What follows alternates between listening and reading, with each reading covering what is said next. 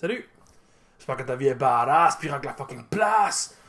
Je suis un grand fan de Resident Evil, particulièrement les jeux, les films avec Mila Jovovich, j'ai pas tant aimé, mais j'ai apprécié les films CGI, les jeux vidéo comme je disais, aussi les livres étaient quand même pas si pires.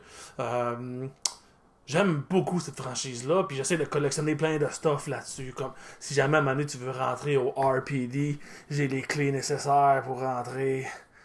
Oh. Bon, fais mon show-off un peu. Aujourd'hui, j'ai le goût de parler du nouveau film qui vient juste de sortir de Resident Evil.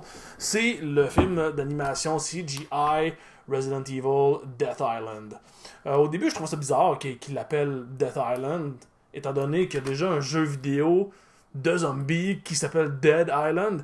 Donc j'ai fait, c'est bizarre qu'il l'appelle de même, mais c'est pas grave, dans le fond, c'est normal, ils font référence à Alcatraz. Fait que quelle est l'histoire de Resident Evil Vendetta? Qu'est-ce que j'ai dit Vendetta? C'est Death Island. Vendetta, c'est un autre. Dans le fond, il y a deux histoires séparées qui se rejoignent. On a l'histoire de Leon S. Kennedy qui est présent dans Resident Evil 2, 4, 6. Et lui, dans le fond, il doit retrouver un docteur en nano, en robotique.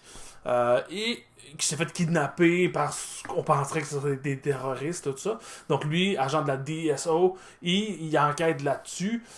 Et parallèlement, on a Chris, Rebecca et Jill et Claire qui font partie d'organisations différentes. Je pense que Claire est dans Terra Save. Puis Jill et Chris sont dans le BSA. Rebecca, je me rappelle plus, étrangement. Mais dans le fond, ils sont tous sur une espèce dans le fond, sur une enquête où le virus T aurait frappé San Francisco, qui est pas tout à fait pareil comme les autres, comme par exemple si un zombie te mord, ben tu te transformes pas en zombie, donc qui est différent de la première version du virus T qu'on a connu dans Resident Evil 2. Donc il enquête là-dessus, puis il se rend compte que tous les gens qui ont eu cette infection-là ont tous un truc en commun, et c'est qu'ils ont visité Alcatraz. Donc ils se dirigent vers là, et dans le fond l'enquête de Leon l'amène également à Alcatraz. Donc, c'est à peu près ça, le début de l'histoire. C'est un film que j'ai vraiment adoré. Honnêtement, je dirais que dans les films CGI, je trouve que c'est le meilleur, personnellement. Ce que je peux dire, c'est que je pense que pour apprécier ce film-là, par contre, il faut vraiment être fan de la série. Je sais pas à quel point, comme un film standalone, il pourrait être tant bon, parce que tu sais, on connaît pas le background des personnages. Ça pourrait marcher. Je pense qu'il explique quand même assez bien les histoires et tout ça, mais c'est que quand tu connais les personnages, tu sais, c'est juste une coche au-dessus, selon moi. C'est sûr qu'il y a beaucoup de fanservice, mais ce que j'ai aimé dans le fanservice du film, c'est que il est pas gratuit. J'ai pas trouvé que c'était comme juste clin d'œil aux fans. J'ai trouvé que ça fitait dans l'histoire quand même. Fait que tu sais, je trouve ça vraiment intéressant. Un truc, je pense qu'un des trucs que le monde parle le plus de Resident Evil Death Island, c'est le fait que tous les personnages que je pourrais dire principales de la série sont tous réunis ensemble pour la première fois. Donc on n'avait jamais vu Jill et Leon ensemble. Puis c'est drôle parce que j'avais écrit dans un truc de Facebook d'un fan groupe de Resident Evil, j'avais écrit justement que un truc qui pourrait être le fun pour que Leon et Jill se rencontrent enfin, c'est qu'il y ait deux enquêtes différentes qui les rallient. Puis le film a fait ça. Quand j'ai vu ça, j'étais juste content. C'est vraiment l'introduction parfaite selon moi. Au début, j'aurais aimé qu'ils se connaissent pas ou tu sais qu'ils se. Mais dans le fond, dans le film, quand ils se rencontrent, ils se reconnaissent. Dans le fond, probablement qu'ils n'ont peut-être pas travaillé ensemble, mais au moins, tu sais, ils ont une connaissance l'un de l'autre, ce qui est quand même ce qui est quand même legit vu que Chris, Claire connaissent Leon. C'est sûr que Jill le connaît. Mais ouais, j'ai trouvé ça vraiment intéressant. Un truc qu'on pourrait dire, c'est sûr que le CGI est comme c'est un des plus beaux qu'on a vu à date. Ça n'a aucun sens à quel point c'est rendu écœurant, c'est rendu complètement débile à quel point c'est bien fait. Y a des shots même que j'ai montré à mon amoureuse, puis on créerait que c'est un film. Des fois, on créerait que c'est des humains. Il y a des super belles shots aussi dans le film, vraiment des belles compositions d'images. C'est vraiment l'action aussi, l'action est vraiment vraiment intense, puis les scènes d'action c'est ça qui fait la coolitude du film, je pense. Juste la scène d'action où Jill et Leon sont ensemble puis qu'ils se battent contre une armée de Lakers, la scène est comme vraiment trop badass là. C'est vraiment vraiment cool. C'est le fun de voir plein de Lakers partout. En plus, c'est comme une genre de Lakers différent de ce qu'on est habitué. Fait que non, il look salement. J'ai aimé les personnages. J'ai trouvé que ils ressemblent tous à leur version de jeu vidéo. Puis ça, c'est sûr que c'est le fun quand tu suis l'histoire canon du jeu, ben de voir qui ont la même personnalité qu'ils ont. Puis qu'ils s'envoient des lignes un peu, puis même quand que Leon puis Jill ils se rencontrent, ben, Leon il fait comme ses petits one-liners super cheap, puis tu vois que Jill elle trouve ça drôle, fait que c'est comme il y a de quoi de le fun. Puis je pense que tous les fans de Resident Evil s'accordent pour dire que le lore de Resident Evil, les personnages, c'est une des raisons pourquoi le jeu et cette franchise-là marche depuis si longtemps. C'est que c'est tellement cool, c'est tellement tête, c'est tellement bien fait. C'est sûr que si on parle, mettons, de trucs un peu plus négatifs, c'est sûr que le bad guy du film, même si c'est intéressant, dans le fond, qu'on le voit au début, qu'on voit que ça retourne un peu à Resident Evil 2, puis qu'on voit que c'est un personnage qui était à Raccoon City, qui est arrivé quelque chose, puis qui veut se venger. C'est vrai, j'ai vu beaucoup de critiques qui disaient que il est assez forgettable, il est pas incroyablement cool, puis c'est comme un vilain qui veut détruire le monde, puis c'est comme...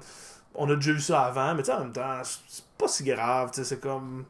Il y a des monstres, il y a des zombies, il y a de l'action. C'est sûr que le côté horreur est pas incroyable, dans le sens que c'est pas comme jouer à Resident Evil 7 où c'est comme vraiment épeurant, si on peut dire. C'est comme vraiment la formule action. Mais je dirais que c'est la formule action à la Resident Evil 4, selon moi. Parce que, ça reste sérieux, même s'il y a des petits clins d'œil par-ci par-là. Mais c'est vrai que le vilain, il est pas mémorable, mettons. Il est pas incroyable. Une autre truc peut-être que je pourrais dire que j'ai moins aimé, c'est que dans la bande-annonce que je vais mettre en dessous, je mets toujours des bandes-annonces dans mes descriptifs. On voit qu'ils ont un moment Avengers qui se mettent tous ensemble, puis que là, il y a comme le méchant, puis là, ils sont comme tous avec le gun, puis c'est badass, puis il y a comme une scène d'action. Mais ce que j'ai trouvé plate, c'est que la scène d'action... elle rassemble pas les gens assez longtemps. Ce qui fait qu'ils ont comme la scène où que tout le monde saute, l'espèce de money shot, qu'il y a une genre de tentacule qui passe, puis tout le monde tire. Puis pas longtemps après, dans le fond, il y a Claire et Rebecca qui s'en vont faire autre chose, pendant que Jill, Chris et Leon se battent contre le monstre. Tu sais, à la limite, ça se tient. C'est correct que ça arrive. C'est que j'aurais aimé que la bataille aille les 5 un petit peu plus longtemps pour qu'elle soit vraiment plus cool. D'ailleurs, même, je pourrais quasiment dire, le film dure 1h30. Selon moi, j'aurais pris 2 heures du film. Je l'aurais allongé parce que j'ai trouvé qu'il y a du matériel à en mettre plus. Parce que c'est comme... Quand j'écoutais le film, j'étais le gros sourire du fan, puis j'étais tout le long, puis je riais, puis j'étais comme dedans. Puis quand ça finit, c'est comme que j'en ai pas eu assez. Fait que justement, la bataille aurait été le fun plus longue, puis même d'explorer un petit peu plus. Mais ce que j'ai aimé, c'est que le film focus un petit peu plus sur Jill Valentine, qu'on voit aussi ici. C'est pas mal mon personnage préféré de la série, quoique j'adore Leon également, mais Jill, il y a quelque chose que je trouve le fun avec elle. Je l'ai adoré jouer dans Resident Evil Révélation, je l'ai trouvé vraiment badass. Resident Evil 3, le premier bien sûr, je la trouve vraiment badass, je la trouve vraiment cool. Fait que je trouve ça cool qu'elle apparaisse dans le film, parce que c'est la première fois qu'elle apparaît dans un film CGI, parce que toutes les autres avant c'était uniquement Leon Claire. On a vu Chris également un peu, puis Rebecca en fait on les a quasiment toutes vues, sauf Jill. Jill avant, puis depuis des années, depuis Resident Evil 5 dans les jeux, elle a comme disparu de la carte, on l'a pas vu dans le 6, 7, le 8 non plus, t'sais, elle a comme personne n'en parlait, on savait plus ce qui était arrivé, puis on voit qu'elle deal vraiment avec le fait que dans le 5, elle s'est fait brainwasher par Wesker, donc j'ai trouvé que c'était une bonne idée de la mettre au centre, mais ça enlève pas le fait que tous les autres personnages ont leur moment de gloire, puis on prend du temps aussi pour les explorer un peu. Donc, le film, moi, pour un fan de Resident Evil, c'est de la pure joie. C'est vraiment bien fait, c'est vraiment cool.